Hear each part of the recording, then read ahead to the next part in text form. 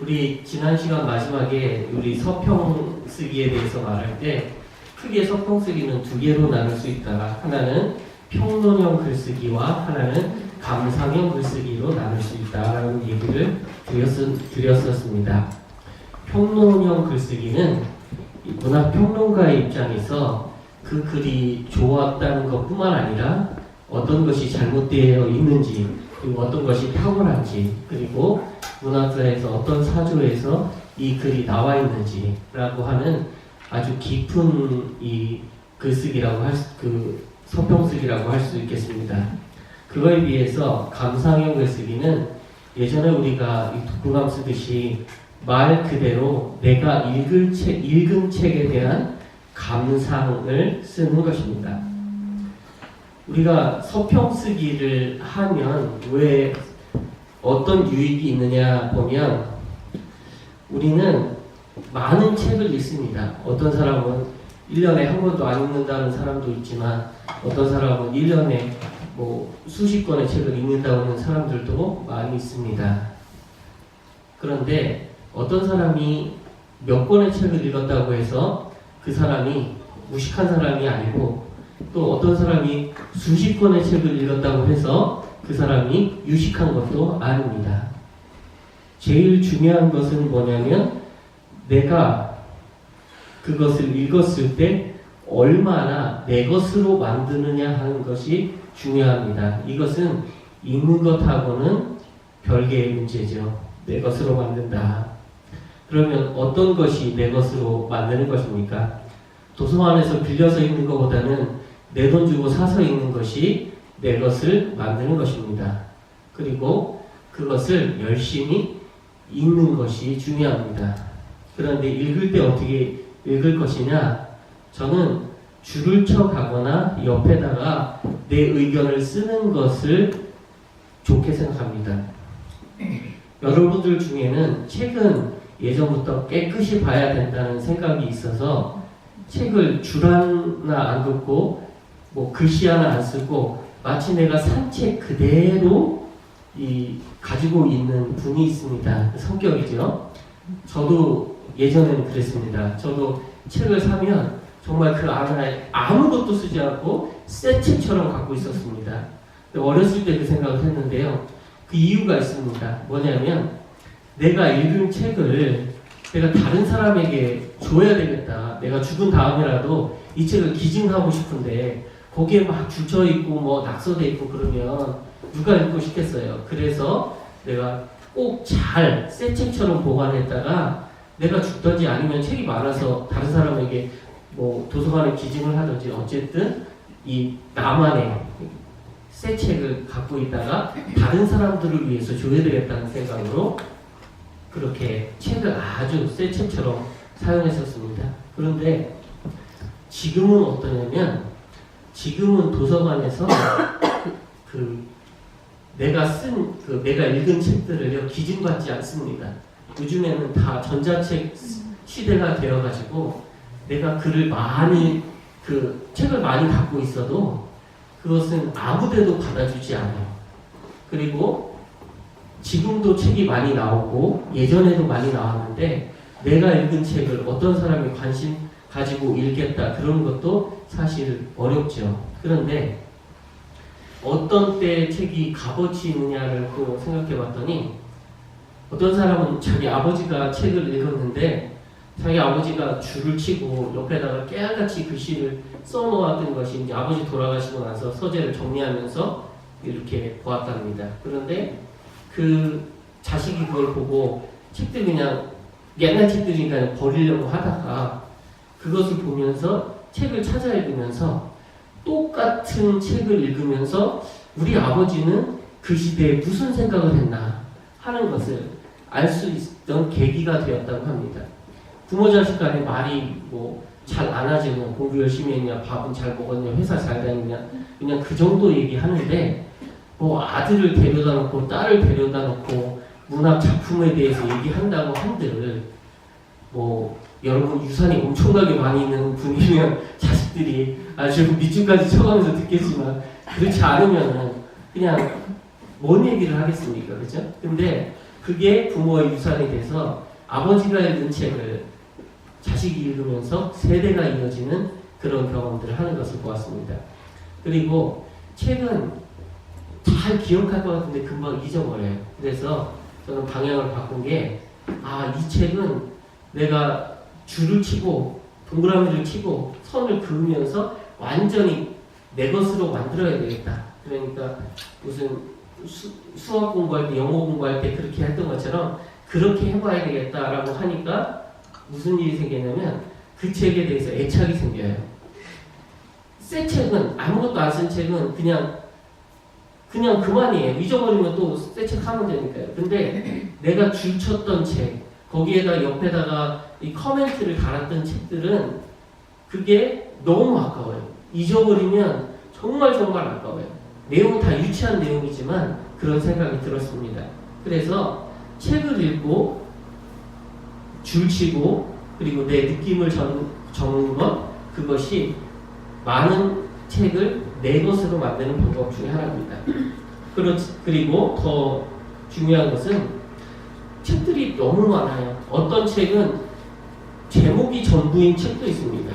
예를 들면 뭐 나쁘다고 하는 게 아니라 칭찬은 고래도 춤추게 한다. 무슨 얘기인지 다 아시겠죠? 네, 열심히 칭찬해라. 그러면 나도 좋고 다른 사람도 좋을 것이다. 이런 제목만 있는 책도 있습니다.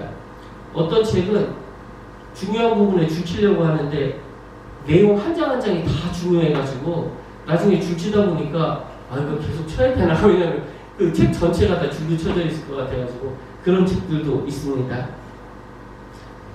어떤 책은 중간에 중요한 내용만 뽑아 있는 책도 있고요. 어떤 책은 그냥 건성건성 읽는 책도 있습니다. 그런데 분명한 것은 읽었는데도 그렇게 읽으면 잘 기억이 나지 않는다는 거예요. 저도 당황할 때가 있는데 어떤 때가 당황이 되냐면 어떤 책을 읽으셨습니까? 이렇게 물어보면 제가 분명히 읽었어요. 그래서 그럼요, 제가 그 책 읽었죠. 그랬는데 그분이 막 그 책에 대해서 막 얘기를 하는 거예요. 근데 저는 주인공 이름도 기억이 안 나요. 줄거리는커녕. 그래서 그분은 어떤 책을 읽고 이 감동을 받아서 같이 읽은 그 책을 읽은 사람에게 그 자기의 마음을 나누려고 하는데 저는 하도 예전에 읽어가지고 뭐 줄거리는커녕 주인공 이름도 기억이 안 나니까 그분에게 어떻게 얘기를 할 수가 있겠어요? 네네네 이렇게 하고 이렇게 말 때가 있었습니다. 그런 경우들도 많습니다. 그런데 그렇기 때문에 글을 많이 읽고 책을 많이 읽는 것도 중요하지만 책을 내 것으로 만드는 것도 중요한데 그 방법 중에 하나가 뭐냐면 서평을 쓰는 것입니다. 서평은 글을 읽은 다음에 바로 쓰는 것이에요. 뭐 몇 달 있다가 쓰는 것이 아니기 때문에 저자의 글을 내 말로 바꾸어서 남겨놓은 메모 같은 것입니다. 어떤 때는 포스트잇 같은 데다가 중요한 구절들, 물론 줄도 쳤지만 요약해서 붙여놓기도 하고요. 어떤 때는 책 앞에 책날개 보면 한두 장쯤 비어 있잖아요. 거기에다가 놓기도 합니다. 독서노트가 좋을 것 같은데 독서노트 별로 좋지 않습니다. 왜냐하면 이사 한두 번 다니시면 반드시 잃어버립니다. 그러니까 막 이렇게 독서노트 뭐 책 권별로 이렇게 잘 해놓을 것 같은데 그거 한 번 잊어버리면 그냥 왕창 나게는 거예요. 내가 무슨 책을 읽었는지도 거기 다 있으니까요. 그런 것도 좋지만 어쨌든 책 뒤 여백에다가 적어놓기도 하지만 더 좋은 것은 간단하게 메모 형태로 서평을 써서 책갈피에 그냥 한 장짜리니까 여러분 뭐 서평 쓸 때 그 사람이 쓴 것보다 더 많이 쓰지는 않을 거 아니에요. 그러니까 그냥 한 장 아니면 한 줄 아니면 몇 줄이라도 써서 그때 그냥 넣어놓는 것입니다. 뭐 컴퓨터로 쳐서 하기가 뭐 애들한테 부탁도 해야 되고 읽기 잘 익숙하지도 않으면 그냥 손으로 종이에 하나 잠깐 써서 나는 이 책을 읽었는데 이 부분에 대해서 굉장히 좋았다는 것을 남겨두면 좋습니다. 저는 심지어 예전에 책 살 때는 내가 이 책을 몇 년도에 어느 서점에서 샀다는 거 이렇게 앞에다가 그렇게 써놨거든요. 지금은 뭐 그렇지 않는데요.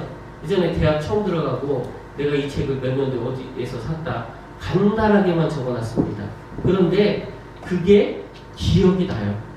내가 이때 이 서점에서 이 책을 골랐었구나 하는 것이 기억이 납니다. 마찬가지로 그 책 속에 자기의 서평을 남겨두면 그것이 굉장히 좋습니다. 서평을 썼다고 해서 안 잊어버리냐? 똑같아요. 다 잊어버립니다.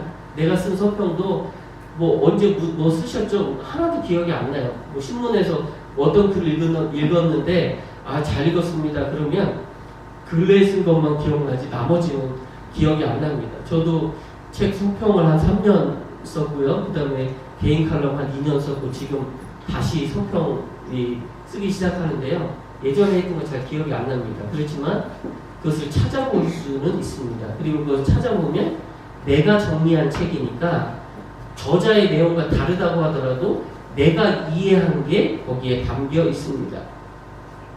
서평을 쓰는 게 왜 중요하냐면 우리는 지금만 읽는 것이 아니고 나중에 내가 이런 생각을 했구나 하는 것을 알게 됩니다. 제가 하나 예를 들자면 제가 대학 때 그 문학 수업 때 그 시험으로 나온 게 뭐냐면 이문열의 사람의 아들하고 그 다음에 이 도스토옙스키의 까라마조프의 형제들을 비교해서 이제 그 글을 쓰는 게 학교 이 시험 문제였어요. 기말고사 시험 문제. 근데 저는 사람의 아들은 고등학교 때 읽었거든요. 이문열의 사람의 아들은. 근데 까라마초프 형제들 보니까 3권이더라고요. 근데 대학생 때 그거 읽습니까? 근데 안 읽고 가는 거예요. 물론 선생님이 얘기했죠. 분명히 이거 나오니까 읽고 와라 아주 귀가 따갑게 얘기했습니다만 읽은 사람이 별로 없어가지고 제가 그 시험 보기 전에 저뿐만 아니라 온 학생이 읽은 학생을 찾아가지고 야 도대체 이거 무슨 내용이야? 왜 이렇게 길어? 도대체 뭐 결국에는 뭐 누가 누구를 죽였다는데 누가 죽였다는 얘기야? 뭐 그렇게 했던 기억이 납니다.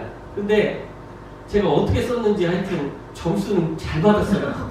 아마 안 읽고 아주 교묘하게 썼던 것 같아요. 그래서 교수님이 이제는 내용을 얘기 안 하고 더 차원 높은 걸 얘기했다 이렇게 생각할지 모르겠지만 전 내용을 몰랐습니다. 그런데 그 사람의 아들에 제가 고등학교 때 이렇게 써놨던 게 있는데 굉장히 유치해요. 그때는 제가 신학을 배우기도 전인데 그 사람의 아들은 신학적인 내용들이 되게 많이 나오거든요. 그게 이제 교회만 얌전하게 다니는 사람들은 굉장히 시험거리가 돼요.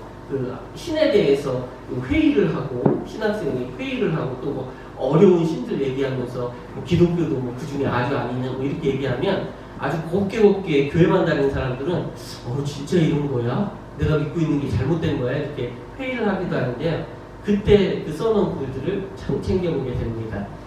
참 과거를 돌릴 수는 없지만 그 과거를 추억할 수 있는 계기가 되는 것이죠. 그래서 제가 드리고 싶은 얘기는 책을 많이 읽는다. 내가 50권을 읽는다. 20권을 읽는다. 한 달에 한 권씩 12권을 읽는다. 그것도 결심도 중요하지만 내가 이번에 책을 읽고 그 책에 대해서 단 2문장이라도 내 말로 써서 책 앞에다 붙여놓겠다 하는 것도 같이 병행하시는 것이 좋습니다. 어떻게 하는 게 좋으냐? 마음의 결심만으로는 아무것도 할 수 없습니다. 책 중에 바보들은 항상 결심만 한다라는 책도 있고요. 제가 서평 쓴 책 중에 나는 결심하지만 뇌는 비웃는다 이러는 것도 있습니다. 결심만 해도 안 되는 거예요. 어떻게 해야 되냐면 기한을 정해야 됩니다. 데드라인을 정해야 됩니다. 내가 한 달에 한 번은 읽고 쓴다 이렇게 생각해야 돼요. 2달, 3달은 할 때마다 새로운 것 같아서 더 힘들고요. 물론 일주일에 하나씩 쓰면 좋겠지만 다 시간이 여유롭지 않으니까 한 달에 한 번은 쓴다 이렇게 생각하는 것이 좋습니다. 그리고 이 여성문학회나 아니면 다른 일반 모임도 마찬가지지만 그 모임에서 불평하는 많은 이유 중에 하나가 뭐 문학 모임이든 음악 모임이든 아니면 뭐 그림 그리는 모임이든 아니면 목사님들 모임이든 늘 회원들이 불만이 있는 게 뭐냐면 내가 참석은 하는데 배우는 게 뭐가 있냐, 맨날 뭐 어떤 사람 똑똑한 사람 나와가지고 뭐 얘기하다가 끝나는데 실제적으로 내가 배우는 게 뭐가 있냐 이렇게 생각할 때가 있거든요. 근데 그거는요 생각을 조금만 바꾸시면 돼요. 큰 모임이기 때문에 대여섯 명만 넘어가도 큰 모임이잖아요. 그래서 한 사람 한 사람에 대해서 다 일일이 첨삭지도해 줄 수가 없어요. 어떤 모임, 어떤 주제를 가지고도요. 그러면 어떻게 하냐면 내가 그냥 써오면 돼요. 한 달에 한 번 여성문학회 모일 때 내가 2문장짜리 그 책에 대한 요약을 써갖고 와서 복사해서 그냥 나눠주는 거예요. 이걸 좀 읽어봐라. 그렇게 해서 매번 나눠주면 그게 내가 공부가 되는 거예요. 뭐 악기에 연주를 한다 그러면 악기도 막 단체로 연습하잖아요. 그러니까 선생님이 나는 안 봐주고 그냥 대충 하려고 한다 그렇게 하지 마시고 선생님한테 5분 전 10분 전 끝나고 가서 내가 이 소절 한번 불어볼 테니까 여기 이것만 좀 가르쳐 주십시오 하면 늘어나는 거예요. 근데 전체적으로 다 부르면서 선생님이 나를 지적하고 내가 잘못된 것을 잘 가르쳐 주시길 기다리면 나만 손해인 거죠. 마찬가지로 서평을 언제 발표할 때가 있냐 그렇게 하지 마시고 내가 적은 거 가지고 그냥 발표하시면 됩니다. 그리고 이왕이면 내 이름으로 신문에 서평을 내보는 것도 굉장한 도전입니다. 사실 한국에서 내 이름 석자가 이 신문에 난다는 게 예나 지금이나 굉장히 힘든 일입니다. 그런데 우리는 이 이민사회에서 또 이 한국 문화권에 여러 가지 매체들이 있습니다. TV 매체, 라디오 매체, 그리고 신문 매체들 여러 가지 매체가 있는데 어떤 때는 라디오에 가서 내가 쓴 서평을 한번 읽어보기도 하고요. 그리고 신문에 내보기도 하고 아니면 TV 모임 있을 때 뭐 그렇게 할 수도 있습니다. 기회는 많아요. 여성문학회에서도 많은 분들이 신문에 글을 쓸 수 있도록 우리 회장님을 비롯해서 임원들이 도와주시는 거를 생각하는데 내 글 쓰는 거 어려우면 서평도 괜찮습니다. 그리고 그렇게 하다 보면 좋아집니다. 다 보잘것 없습니다. 글 쓰고 난 이렇게 잘 썼다라고 하는 글은 없습니다. 볼 때마다 부족하고 정말 누가 내 거 읽고 있으면 찢어버리고 싶은 생각이 날 때도 있어요. 그렇지만 그렇게 하지 않으면 늘지 않아요. 내가 정말 잘 쓴 거 보여주려고 숨기다 보면 영원히 내 글솜씨는 늘지 않습니다. 그래서 서평을 써보는 것이 중요하다는 말씀을 드렸고요. 이 시간에는 10분이 조금 더 남았는데요.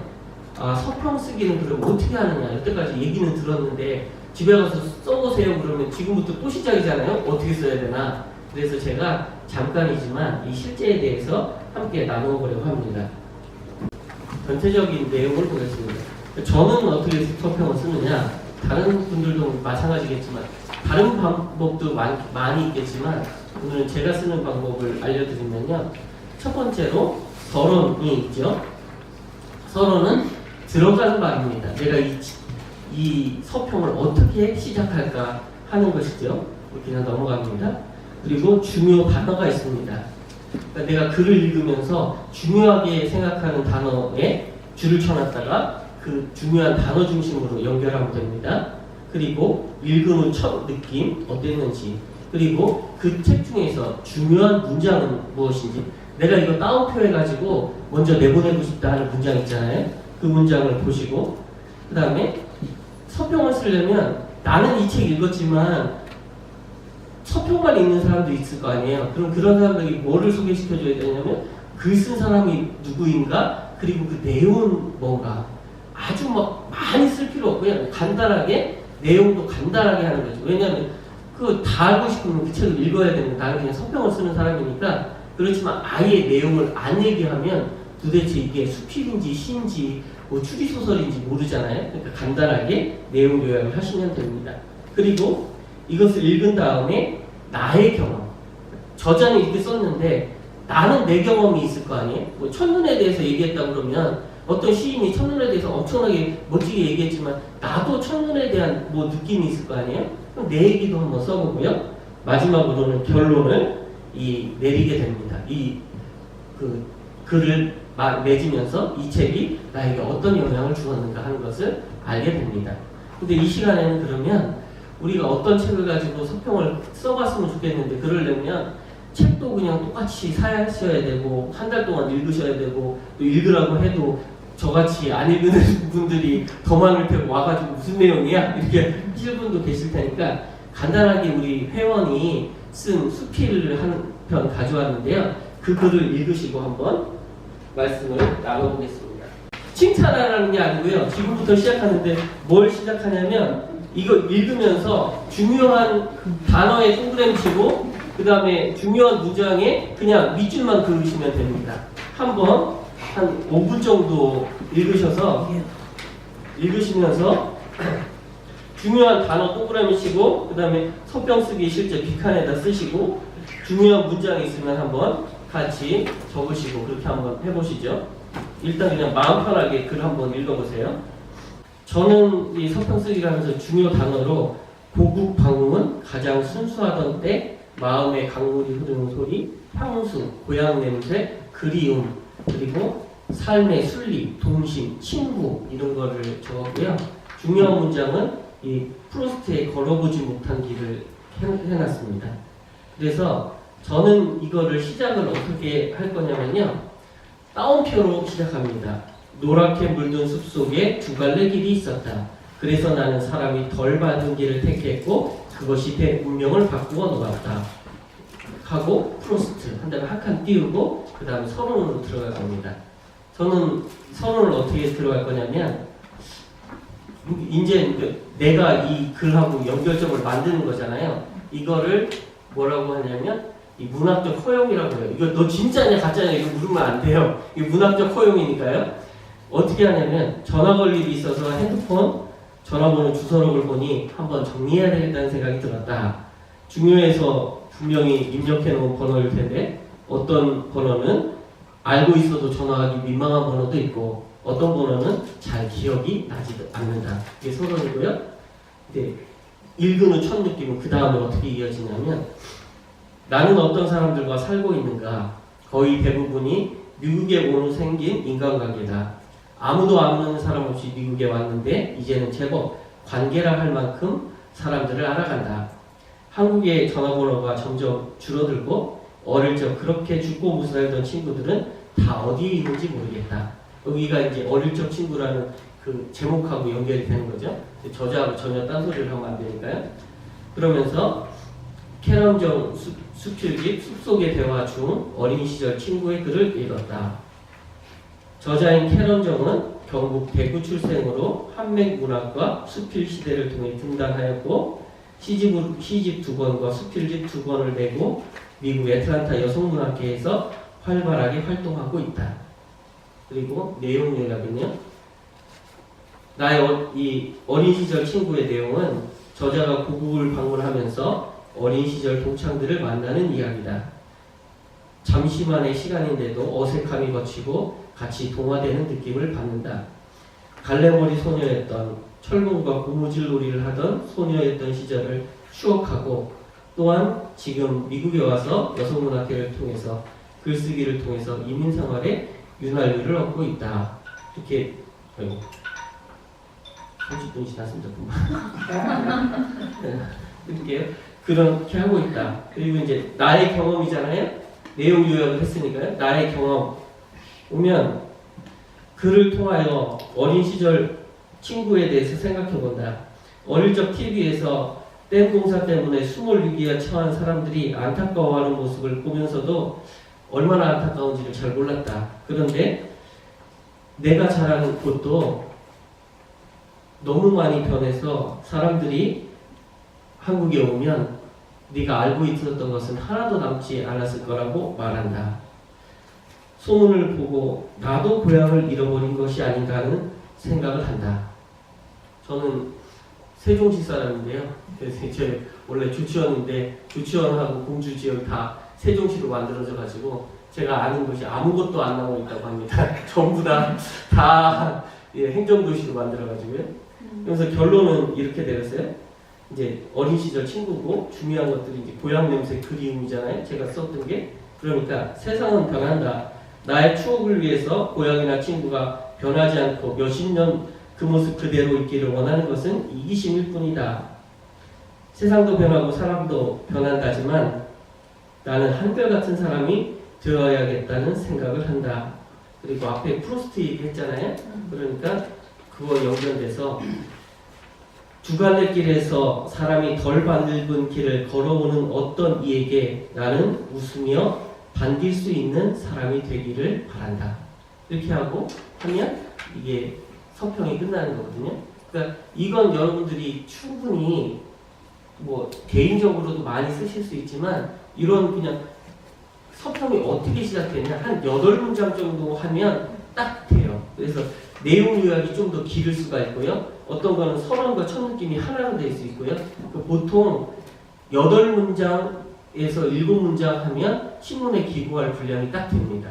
그래서 그것을 보고 이 서평을 쓰는데요. 이 서평 쓰기 실제를 가져가셔서 집에서 한번 마무리를 잘해서 다음에 오실 때 뭐 이 글이든 아니면 다른 글이든 한 장 적어 오셔서 손으로 써도 제가 복사 다 해드릴 거고 컴퓨터로 가져오셔도 좋고요. 서로 나누면서 뭐 그 자리에서 읽지는 않더라도 서로 평가하고 나누면 뭐 여성문학회를 통해서 많은 발전이 있을 거라고 생각합니다. 예, 마치겠습니다.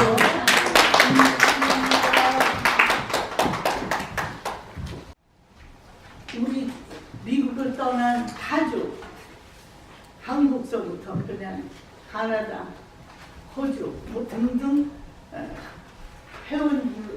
회원이 흩어져 있어요.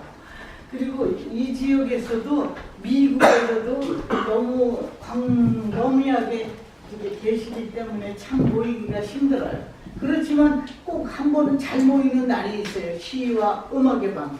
금년에는 15주년이라 아주 멋있게 행사를 합니다. 6월 23일.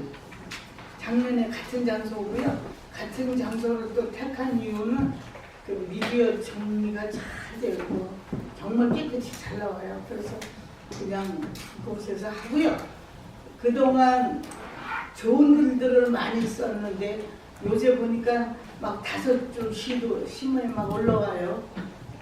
너무 부담 갖지 말고 무지개에 대해서 시를 잘 써서 늦어도 3월 말로 마감하겠습니다. 도착 안 하면은 탈락하니까 열심히 글 좀 쓰시고요. 작년에 낭송했던 분은 올해는 미디어로 들어가고 미디어 했던 사람은 올해는 또 낭송하고 이렇게 해서 또 아름다운 음악회 또 우리들의 시와 음악의 밤이 될 수 있도록 도와주시기 바랍니다. 그리고 강의 오늘 들으신 것처럼 서평을 한 번씩 또 써보세요. 집에 있는 글부터 책장에 있는 글부터 하나씩 꺼내서 한번 또 써보는 것도 우리들이 좋은 방법이겠습니다. 하여튼 감사합니다. 저 강사 선생님 모시고 또 오늘 촬영 한 번을 해야 될 기념물을